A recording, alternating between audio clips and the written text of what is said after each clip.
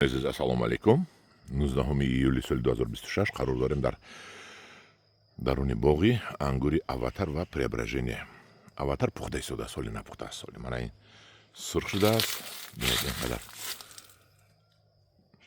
همین یک چیز من گفتنی هستم که همین انگور حاضر خام است، این بیمزه است. این سیب سیاه باید شود تا آخرش رو سیاه شود بعد خورید. همین انگور رو برده بدنام کردن در بازار. چقدر بدنام کردن.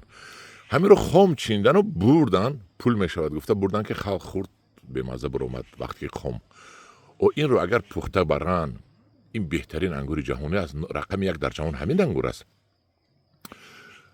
همین فروشنده ها دهقان ها هم پول می شود گفته خام میتین. فروشنده ها پول می شود گفته نپوسد گفته خام میگیرن میبرن.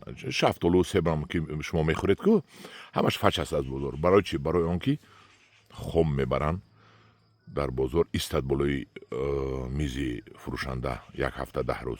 اگر پختگی برن و تیز ویرون میشود در 2 روز گفته نمیبرن. برای همین میوه ما چی میشود در بازار همش فچ و بمزه میشود. لیکن میوه ما شهد و شکربار است. من این آنمی سیاه همش حال سیاه نشده است ولی سرخ است. اواتر است. انا این سبز